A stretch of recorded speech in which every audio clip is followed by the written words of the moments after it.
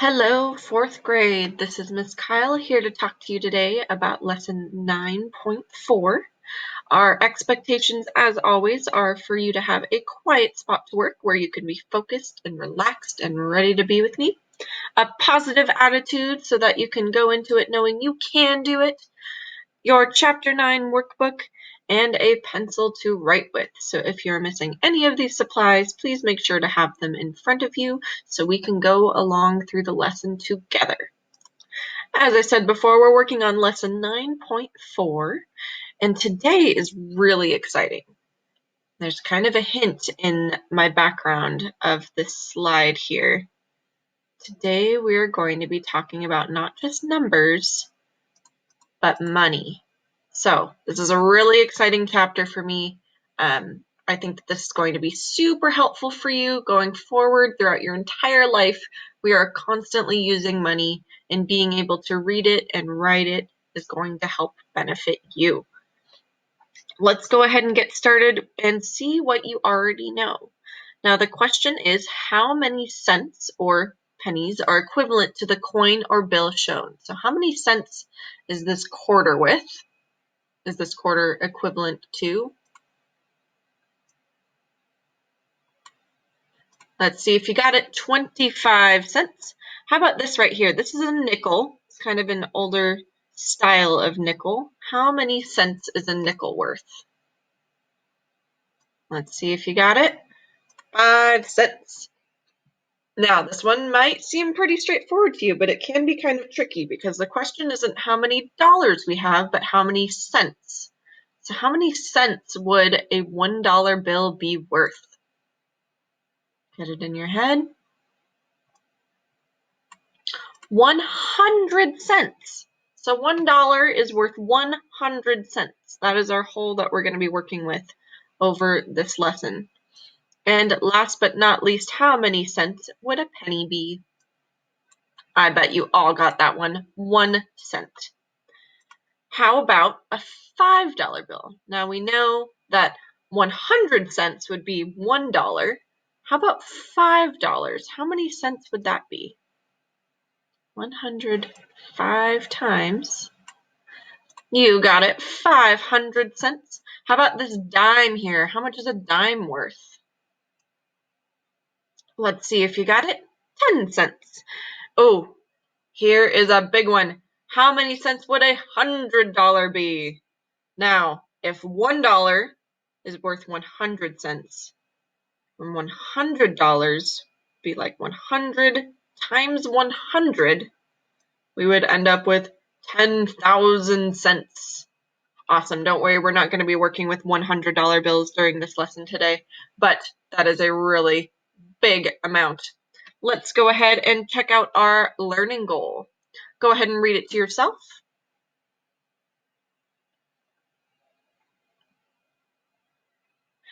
And it is my turn to read. I will be able to understand the relationship between fractions, decimals, and money.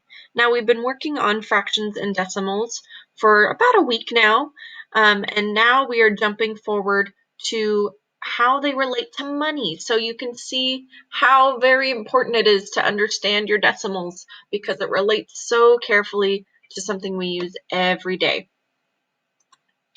So first of all, let's go through and take a look at some of our definitions and how they relate to money. So if we're looking at this word whole, what do you think our definition for a whole would be? Think about it, get it in your head. And let's see, so it would not have a fraction or a decimal part. So a whole number does not have any parts, it is just the whole. So an example of this in money form would be if we were looking at $1. So $1 in this lesson and going forward is representing our whole. How about a tenth? What would a tenth be? Get that definition in your head or at least visualize it with me. So a tenth is showing 10 parts of our whole, and it would look like 0.1 or 0.10 because as we said in our last lesson, these two are equivalent. Now, what would an example of a tenth be if we're talking about money? Let's see if you got it. A dime, 10 cents, and that would look like 0.10 or 1/10, or you could write it as 10 cents. And I put both the front end and the back end of a dime right here so that you could see and categorize that in your brain. How about a hundredth? What do you think the definition of a hundredth would be? What would a hundredth look like? Let's see if you got it. 0.01 or 1/100th. Now, what would 1/100th be in money if we were to talk about it in our coins form, our money form? It would be a penny. Nice job. And we could write that money amount as 0.01 or 1 cent. All right, I think you guys are ready to jump in. Now, let's try and test our brain and see if we can understand what this quarter represents. How many cents would this quarter be? Let's see if you got it. 25 cents. And how would you write that in decimal form? Go ahead and write it on your page somewhere, or just have it in your brain, whatever you need to do to help you learn. How would you write a quarter if we were to talk about it in decimal form? We know it's 25 cents. Let's see if you got it. 0.25 or 25 hundredths. Now it's 25 hundredths because 100 would equal $1. So let's go ahead and keep on moving and talk about how that would be written in fraction form. How can we write 25 cents in fraction form? We know it's 25 hundredths of a dollar. So 25 over 100. It's really straightforward, just like that.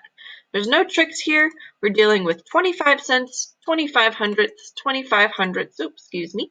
So it's all going to be pretty similar. How about this nickel here? How many cents is a nickel? Go ahead and say it aloud or visualize it with me. Let's see if you got it. 5 cents. How would you write that in decimal form? Write it on your paper, please. And remember, it's not 0.5, it'd be 0.05 because we're talking about 5 hundredths. How would that look in fraction form? And I did just give it away by reading out that decimal. 5 hundredths. Nice job. I think you guys are ready to get started on our workbook. Excuse me. So go ahead and pause this video and make sure that you are at chapter 9, page 513. It should look like this, where it says lesson 9.4, and the title is Relate Fractions, Decimals, and Money. So once you get to that page, make sure that you are good to go, and we can go ahead and get started. At the top of the page, we have Unlock the Problem as usual. This is going to be a shorter Unlock the Problem because we have lots of other practice problems to work on together today. So go ahead and read it to yourself.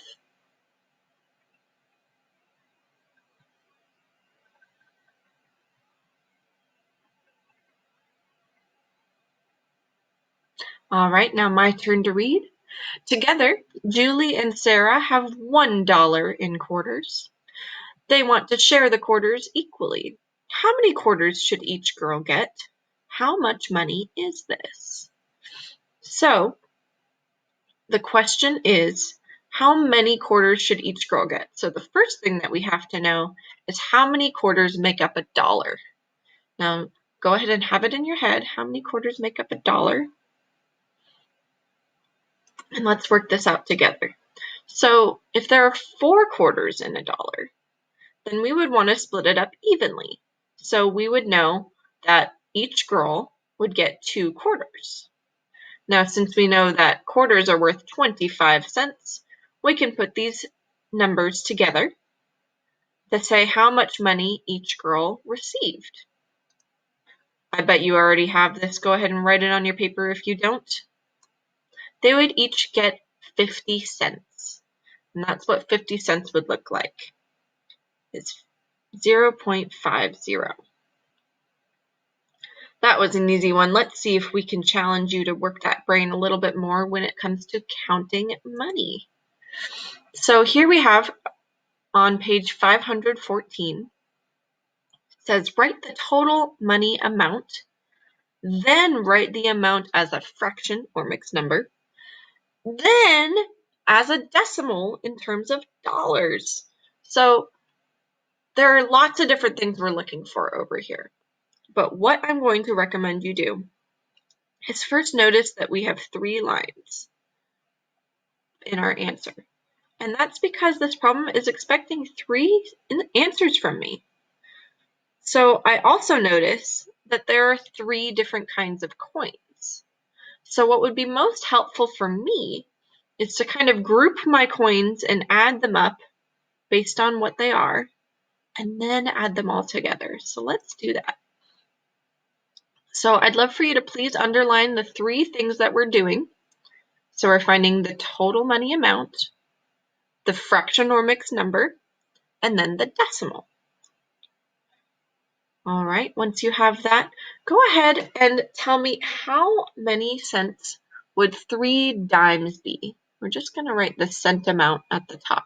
How many cents would 3 dimes be? Well, each one is worth 10, and there are 3, so we could go 10, 20, 30 cents.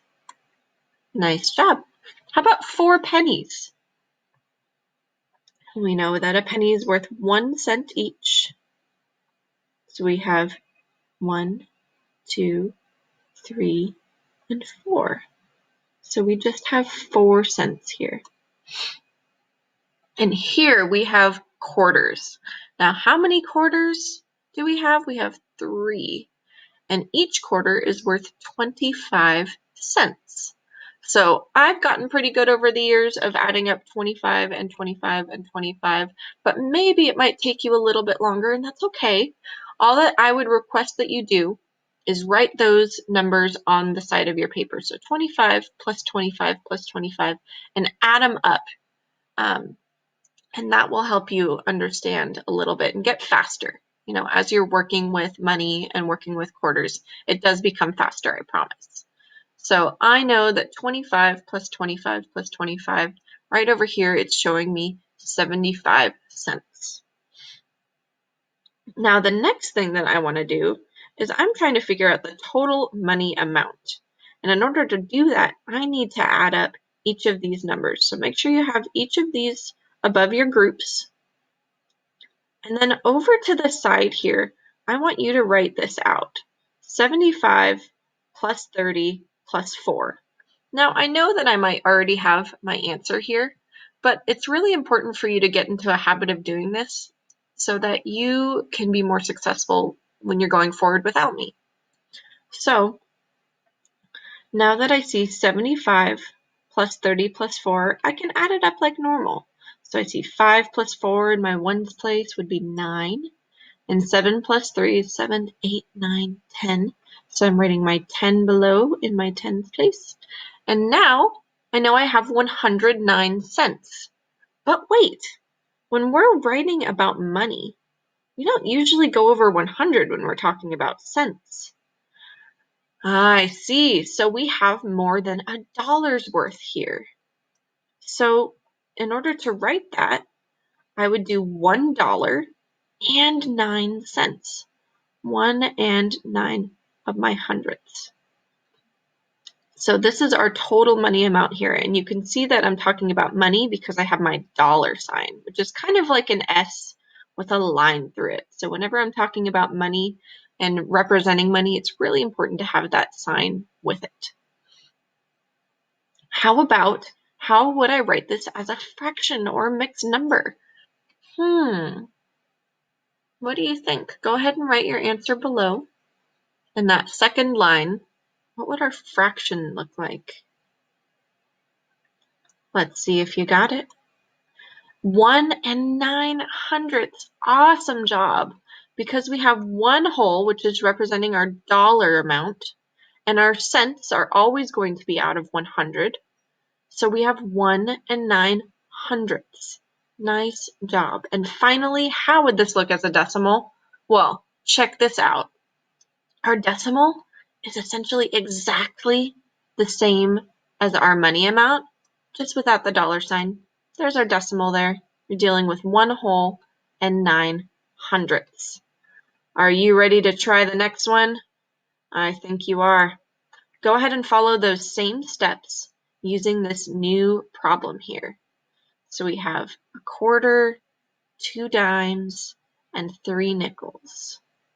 So you're going to want to write how many cents are above each one, add them up, and put your answers below. And to help you, I have this lovely little chart over here that helps you remember exactly what amount each coin is worth. Now, as we're getting started with something new, it's totally okay to have a cheat sheet like this with you. And then as you get faster with it, you can test yourself by seeing if you remember what each coin is worth. So hopefully at this point you have written that we have a quarter, which is worth 25 cents. We have 2 dimes, which are worth 10 each, so 10 20 cents. And we have 3 nickels, 5, 10, 15 cents. Now make sure that you have each of your 3 answers going here. So you want to add them up on the side to find out your total amount of cents. If it's over 100, that's how you know you have $1 and something left over.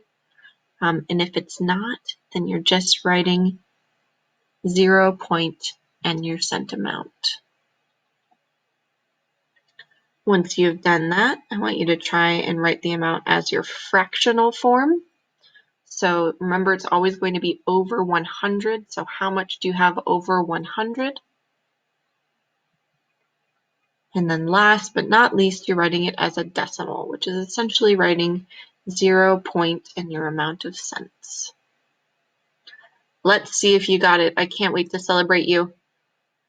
Over here in our dollar amount, you should have 60 cents. Remember, we have that dollar sign and 0.60. In our fractional form, it's 60 hundredths or 60 over 100. And then last but not least, we have our decimal, which is 0.60. We're dealing with 60 hundredths, 60 cents. Awesome job, 4th grade. Let's keep on moving. For number 4, it says write as a money amount and as a decimal in terms of dollars. So here we have 92 hundredths. How would that look if we were to talk about it in the form of money? Go ahead and write it on your paper. 92 hundredths. What would that look like if we were to talk about that in terms of money? $0.92 or 0.92 with our dollar sign. Nice job. How about in terms of a decimal? Let's see. 0.92. Look at how similar these are. They have a direct relationship, which means that they are exactly the same except for this dollar sign. Because when we're talking about decimal forms of money, we're working with the same amount. How about over here? If we're dealing with 7 hundredths, how much money would that be representing? Go ahead and write it on your paper. $0.07 would be written as 0.07. How about in terms of a decimal? That's right, it's almost exactly the same. I bet you guys are going to rock these last two. 16 hundredths. How much are we dealing with here? How would you write 16 hundredths in terms of dollars? 0.16 or 16 hundredths or 16 cents. And over here, we're essentially writing the same thing, 0.16 or 16 hundredths. How about 53 hundredths? 0.53 or 53 cents. And 53 hundredths. Awesome job, 4th grade. Let's keep on moving. Down below, we have number 9. Let's see if you're up for a bit of a challenge. It says write the total money amount, then write the amount as a fraction or a mixed number, and as a decimal in terms of dollars. I know it sounds like a lot, but once you have one, it's pretty straightforward to find the others. So bear with me, and let's just start with what is the total money amount that you can see here. Now I have a little chart over here showing you our amounts for each coin. And so what I would do is go ahead and write over each coin the amount so that my brain can keep track of which is which. And that would look like this. So I have $1 here, which is representing one whole if we're talking about decimals. And we have 25 cents, 5 cents, 1 cent, and 1 cent because we have 2 pennies here. Now if we add them all up, what would you get? Go ahead and just start with the money amount. We have $1, 25, 30, 31, 32. So we have $1.32. How would that look as a mixed number? Where we have one whole, we have one whole and we have a certain amount of cents. So if we were to show that, we would show one whole and 32 hundredths. And last but not least, in terms of a decimal, 1.32 or 1 and 32 hundredths. Look at how similar these numbers are. We're really just switching up the form that we see them in. All right, on number 15, it says write the total money amount, then write the amount as a fraction and as a decimal in terms of dollars. So we're doing the same thing. We're finding all 3 parts. So you should be able to see 3 lines in your answer. We're dealing with 3 dimes, 5 nickels, and 20 pennies.